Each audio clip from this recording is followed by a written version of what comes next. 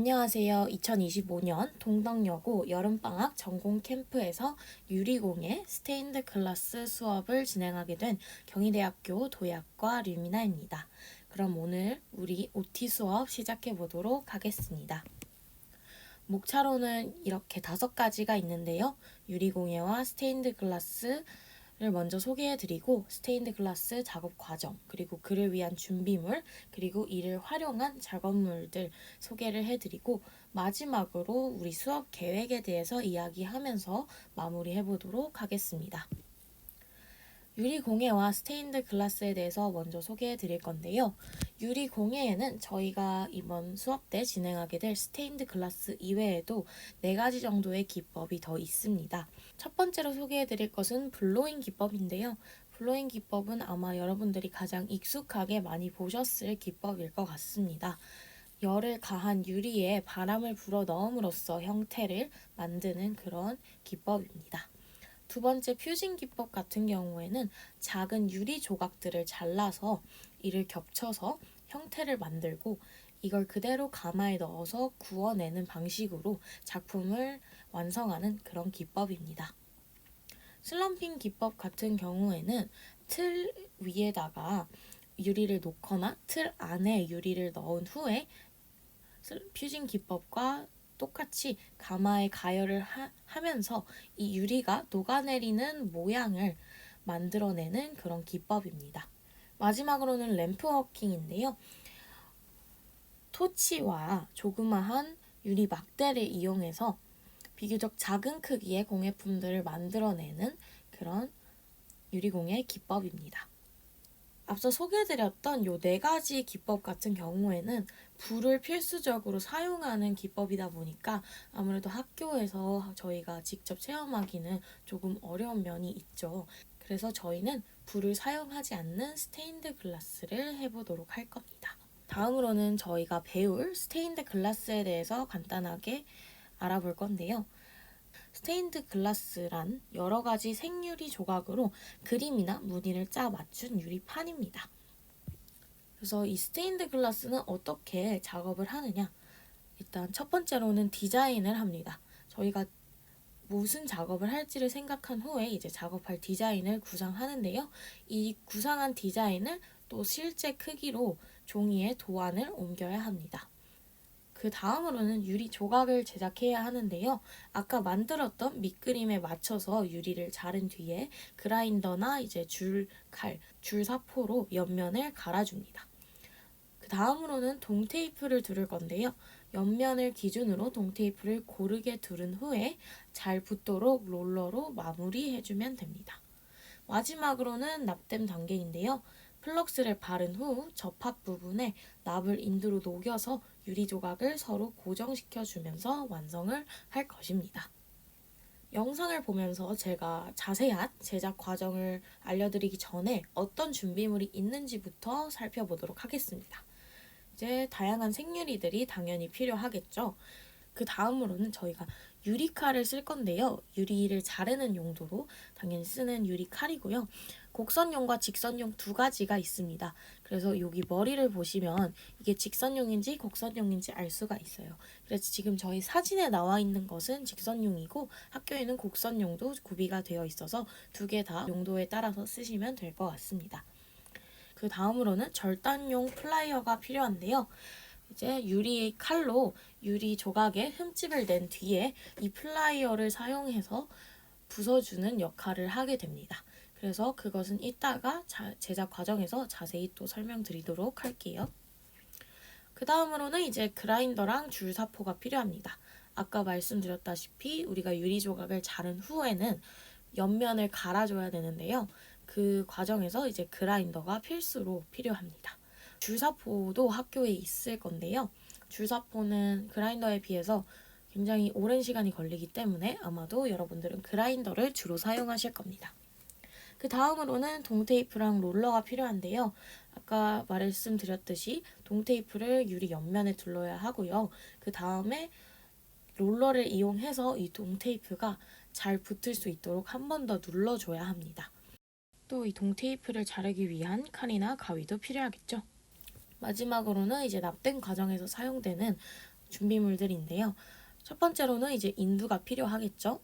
그리고 실납이 필요합니다. 땜납이라고도 하는데요. 요 납을 인두로 열을 가해서 지져주고 녹여줄 겁니다. 그래서 동테이프 사이사이를 연결해주는 역할을 하게 돼요. 그리고 이 땜납이 동테이프에 잘 들러붙을 수 있게 해주는 게 바로 이 플럭스라는 특수 용액입니다. 그래서 이 플럭스를 붓을 사용해서 동테이프 사이사이에 발라주고 납땜을 하는 것입니다. 이렇게 준비물 소개는 끝이 났고요. 제가 그렸던 도안들과 이제 작업했던 영상들 보여드리면서 어떻게 작업이 진행되는지 보여드리도록 하겠습니다. 일단은 어떤 주제로 스테인드 글라스를 제작하고 싶은지 정하시면 됩니다. 지금 제가 보여드리는 거는 제가 3학년 때 작업했던 건데 저는 봄이라는 주제로 이 스테인드 글라스 작업을 하였는데요. 흐리게 보이시겠지만 이게 지금 새고 이제 꽃들 그리고 이제 나비 이런 식으로 제가 어떤 대상들을 그리고 싶은지를 먼저 대충 위치를 잡아 놓은 거고요. 다음으로는 이렇게 조금 더 자세하게 스케치를 떴어요. 그래서 이런 스케치 같은 경우에는 저희가 이제 핀터레스트에 스테인드 글라스 도안을 검색하시면 이렇게 다양한 도안이 나와요. 그래서 만약에 새 도안이 필요하다. 그러면 이런 식으로 여러 가지 도안들이 있는데 이것들을 활용해서 이런 식으로 자세하게 스케치를 해주시면 됩니다. 선명하게 조각을 나눠주고 선 정리를 딱 해주었습니다. 배경 같은 경우에는 이게 자를 수 있는 조각인지 없는 조각인지를 생각하면서 나눠주셔야 돼요. 그 다음에 마지막으로 이제 색칠을 해서 어떻게 전체적인 그림이 보이는지 마지막으로 확인해 줍니다. 색깔을 계속 바꿔보면서 어떤 게 제일 좋은지 보는 게 좋아요. 그래서 최종 도안을 이렇게 완성을 했는데요. 이 유리가 잘릴 수 있는지 없는지를 고려해서 배경을 쪼개야 된다는 게 어떤 의미냐면요. 지금 이 부분 같은 경우를 한번 보시면 이 조각을 유리로 하나 잘라야 하잖아요. 저희가 이 조각을 자를 수 있을까요? 정답은 굉장히 어렵다인데요. 왜냐하면 저희가 유리칼로 여기를 들어가게 되면은 유리칼 들어간 대로 유리는 이미 금이 가게 돼요. 그러면 이 방향으로 그었을 때 이미 이렇게 얘는 절단이 납니다. 그래서 이런 식으로 뭔가 두 번 꺾이게 되는 모양은 좋은 모양이 아닙니다. 그래서 이를 만약에 보완하고 싶다면 이런 식으로 들어갔다 나오는 부분이 없게끔 보완을 해주시면 됩니다. 그래서 여기도 이렇게 들어간 모양을 할 수 있을까요? 이 유리칼이 이렇게 지나가는 순간 여기까지만 들어간다 해도 이미 유리판은 균열이 여기까지 가 있기 때문에 이것을 고려해서 수정을 한다면 도안을 이런 식으로 수정을 해줘야겠죠. 네. 그래서 이렇게 잘릴 수 있는지 없는지를 고려하는 게 굉장히 중요합니다. 네. 그래서 저는 최종적으로 이렇게 완성이 되었습니다. 이 도안이. 그런데 이 도안이 또 중요한 게 있습니다. 지금 이 세 개의 작품 중에 뭐가 제일 정신이 없어 보이나요? 이게 이제 제가 만든 작품인데 지금 이 배경의 색깔과 개체의 색깔들이 다 너무 비슷하지 않나요? 그래서 이 어디가 개체고 어디가 주인공이고 어디가 배경인지가 구분이 안 됩니다. 그래서 이것들을 보완하기 위해서 지금 옆에 있는 작품을 한번 보시면 이 앵무새 같은 경우에는 지금 앵무새는 완전히 빨간색 계열이 들어가 있는데 배경에는 지금 초록색, 파란색으로 통일이 되어 있어요. 그러니까 지금 느낌이 딱 이 앵무새가 여기 있는 게 딱 보이죠. 구분이 굉장히 잘 가요. 근데 제가 만든 도안은 어떻나요? 굉장히 다 비슷한 색감을 가지고 있어요. 그래서 제가 강조하려고 했던 이 새, 꽃, 나비 이런 게 잘 안 보인다는 거예요. 그래서 이거를 고려를 하셔서 꼭 짜셔야 돼요. 그리고 지금 보시면은 도안은 또 구분이 잘 되는 것 같죠. 근데 이 빛이 투과하면은 훨씬 더 색깔이 연해지기 때문에 그것들을 고려해서 도안을 짜셔야 합니다. 이거는 제가 이제 1학년 때 만들었던 작품인데 지금 옆에 보시면 아까 말씀드렸던 것처럼 지금 새랑 나무랑 빨간 계열이고 배경이 완전 파란 계열을 띠고 있잖아요. 그래서 이렇게 실제로 완성된 작품을 보면 아까 보여드렸던 그 나비 작품보다 이게 훨씬 더 개체랑 배경이 잘 떨어져서 구분이 되는 것을 보실 수가 있어요. 그래서 그게 중요하다는 걸 다시 한번 말씀드리고요. 한 가지 더 말씀드리려고 했던 것이 무엇이냐면 지금 개체, 나무 같은 걸 보시면 굉장히 곡선적인 선들이 사용이 됐어요. 그리고 새 같은 경우에도 다 되게 곡선적이에요. 근데 배경이 직선적으로 들어가 있습니다. 이게 어울릴까라는 생각을 할 수도 있어요. 근데 실제로 보시게 되면은 괜찮아요. 그리고 이 곡선과 직선이 다르게 사용이 돼 있으니까 구분이 잘 되거든요. 근데 아까 제가 했던 요거 같은 경우에는 지금 개체들도 다 곡선이에요. 중요한 주인공들도 다 곡선인데 배경까지 곡선으로 해버리니까 실제로 딱 봤을 때 너무 어지러워 보일 수가 있다는 거죠. 그래서 이 점을 주의하셔야 됩니다. 도안을 짤 때 또 색깔에 대해서 고민을 해보셔야 되는데요. 이건 이제 실제로 그 유리를 판매하는 사이트에 올라와 있는 실제 유리 색깔들이에요.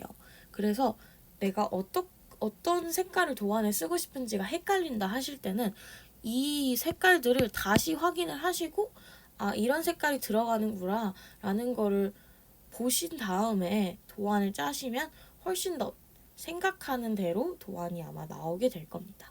그래서 이것도 한번 확인해 보시면 좋을 것 같아요. 네, 그럼 본격적으로 이제 어떤 과정으로 시작이 되는지 보여드릴 건데요.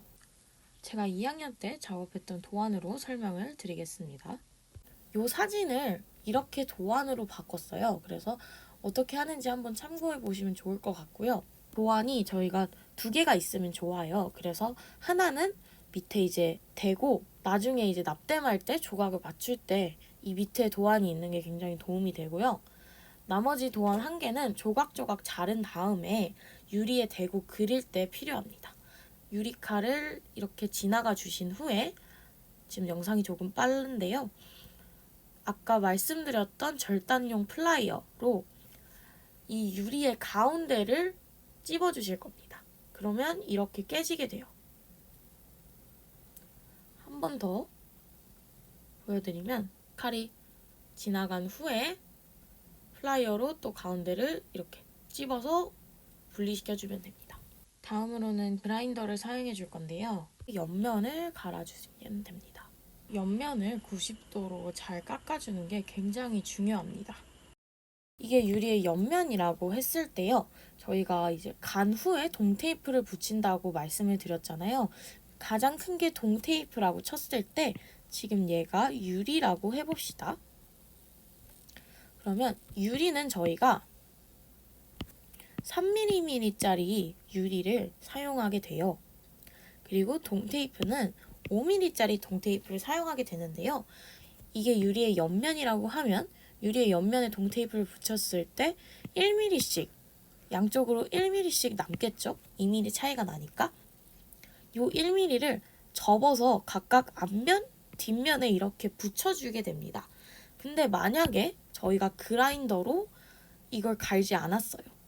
그라인더로 간 유리의 단면, 옆면은 이렇게 90도인데 갈지 않은 단면은 이런 식으로 굉장히 랜덤한 각도로 잘려 있습니다. 근데 여기다가 5mm짜리 동테이프를 두른다고 가정하면요. 여기에 1mm를 남겼어요. 근데 여기가 3mm가 아니죠. 여기가 3mm보다 조금 높게 돼요. 그러면 동테이프가 이만큼밖에 안 남겠죠. 이 1mm보다 낮게 남겠죠. 그러면 예쁘지 않게 동테이프가 붙어요. 그리고 또 한 가지 문제는 예쁘지 않은 것뿐만이 아니라 이 유리 조각을 다른 유리 조각에 또 붙일 거잖아요. 그러면 이따가 납땜을 할 때 이만큼의 공간이 남는 거예요. 이 앞에는 이만큼이 남고 뒤에는 맞아버리는 불상사가 생길 수가 있어요. 그래서 그라인더로 옆면에 가는 게 제일 귀찮지만 중요한 부분입니다. 그래서 이걸 언급을 드렸고요. 이렇게 옆면을 예쁘게 갈아주면 됩니다. 그리고 나서는 동테이프를 붙일 건데요. 동테이프를 이렇게 옆면에 둘러준 뒤에 아까 말씀드렸던 것처럼 남은 1mm를 각각 앞면, 뒷면에 이렇게 붙여줍니다. 이 작은 헤라를 사용해서 이렇게 붙여주고 아까 말씀드렸던 것처럼 롤러로 한 번 더 눌러서 얘가 잘 고정될 수 있도록 만들어 주시는 겁니다. 이게 굉장히 중요합니다. 유리는 납땜으로 서로 붙지 않아요. 그래서 동테이프를 붙여주는 건데요. 유리에 동테이프를 붙인 다음에 유리가 붙은 동테이프끼리 납땜으로 연결을 시켜주는 겁니다. 그래서 동테이프가 떨어지면 유리 조각끼리도 떨어지게 되어 있거든요. 그래서 동테이프를 튼튼하게 잘 붙여주는 게 굉장히 중요합니다. 이제 그런 식으로 동테이프를 다 붙인 후에는 조각을 하나하나씩 맞춰줍니다. 그래서 세팅을 이렇게 해주시고요. 지금 붓으로 바르고 있는 건 아까 말씀드렸던 플럭스라는 특수 용액입니다. 이 용액을 발라줘야지만 납땜이 깔끔하게 나오거든요. 그 다음에 제가 동테이프를 이렇게 말아서 이 틈 사이사이에 넣고 있어요. 어쩔 수 없이 이 틈이 너무 크기 때문에 동테이프를 넣어준 건데요. 동테이프의 끈적끈적한 부분 때문에 이런 식으로 동테이프를 넣어서 납땜을 하게 되면 납땜이 굉장히 지저분하게 나와요. 그렇기 때문에 여러분들이 틈을 만들고 싶지 않다면 정확하게 재단을 해서 조각을 자르셔야 합니다. 지금 보이는 것처럼 조각조각이 닿는 부분들을 조금씩 연결을 먼저 납으로 해준 다음에 이어진 동테이프를 따라서 쭉 납을 녹여주면서 납땜해주면 됩니다. 그래서 아마 영상으로 봤을 때는 감이 안 오실 수 있어요. 그래서 저희가 화요일에 이제 만나게 되면은 제가 다시 한번 도구로 직접 어떻게 하는지 보여드리도록 하겠습니다. 스테인드 글라스를 활용한 작업물들도 소개를 해드리자면 아까 이제 저희가 함께 살펴봤던 이제 제가 만들었었던 평면 작업이 있고요.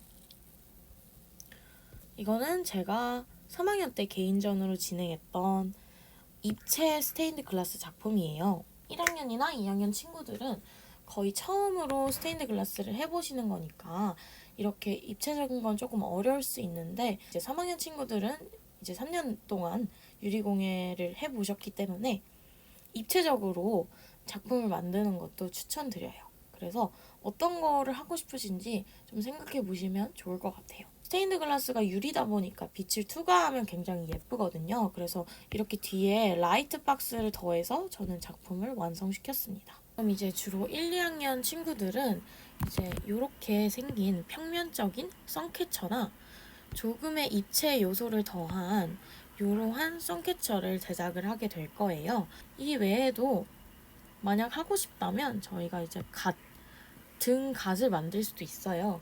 그리고 이제 거울이 있다면 거울 틀로 해서 거울도 스테인드 글라스로 만들 수 있겠죠.